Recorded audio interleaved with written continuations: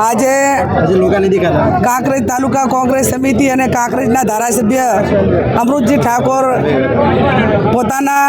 Farm house પર બનાસકાંઠા લોકસભાના ઉમેદવારનું અભિવાદન અને પાટણ લોકસભાના ઉમેદવાર ચંદનજી ઠાકોર કે જેમણે ખૂબ સારી મહેનત કરીને મજબૂત ફાઇટ આપી એવું જે કંઈ અમારા કોંગ્રેસના જે આગેવાનો વડીલો જેણે મદદ કરી એમનો આભાર વ્યક્ત રાખવા માટેનો જે કાર્યક્રમ રાખ્યો સૌ આગેવાનોએ આવનાર સમયમાં જિલ્લા તાલુકા પંચાયતની ચૂંટણી હોય, સરપંચની ચૂંટણી હોય, એ સાથે મળીને એક નામ નક્કી થાય અને એમાં બધા આગેવાનો સર્વાનુમતે નામ નક્કી કરીને જીતાડે. સંગઠનની વાત કરી અને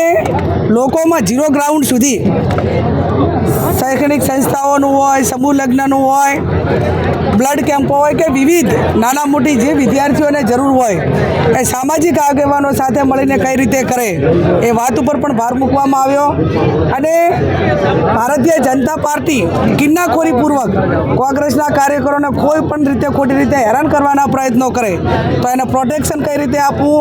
એને ન્યાય કઈ રીતે આપવો એ વાત પણ આગેવાનોએ કરીને અમારા આગેવાનોને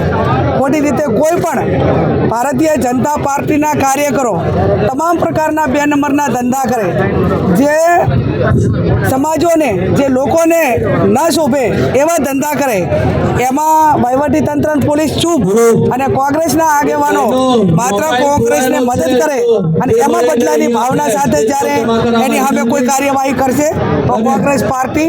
અંગ્રેજો સામે લડી હતી, વહીવટીતંત્ર કે પોલીસ સામે લડવું એ અમારા માટે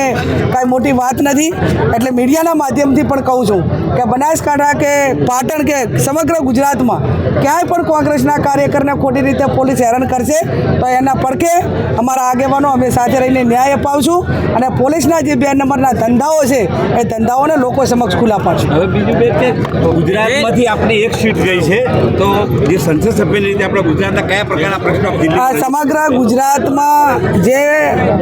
છેલ્લા 10 વર્ષથી ગુજરાતને જે અન્યાય થઈ રહ્યો છે, ચાહે આરોગ્યની વાત હોય, શિક્ષણની વાત હોય, રોજગારની વાત હોય, મોંઘવારીની વાત હોય, ખેડૂતોની વાત હોય, તો જે રીતે મુદ્દા એના સ્ટેજની જે માગણીઓ છે સ્ટેટ વાઇઝ માગણીઓ પણ અમે આવનાર વિધાનસભા હોય તો અમારા વિરોધ પક્ષના નેતા કે ધારાસભ્યો મૂકશે. લોકસભામાં સેન્ટ્રલ ગવર્મેન્ટની વાત આવે તો શક્તિસિંહજી ગોહિલ હોય, હું પોતે જે મુદ્દે લોકસભા કે વિધાનસભામાં લોકોના હિત માટે લડવું પડે એ અમે સાથે મળીને લડશું. બનાસકાંઠાની જનતાએ બહુ મોટી જવાબદારી આપી છે. હા, બનાસકાંઠાની જનતાનો આભાર, કોંગ્રેસના કાર્યકરોનો આભાર, આપ સૌનો આભાર કે જે પ્રજાનું ઋણ છે અમારા ઉપર એ ઉતારવાના પ્રયત્નો કરશે.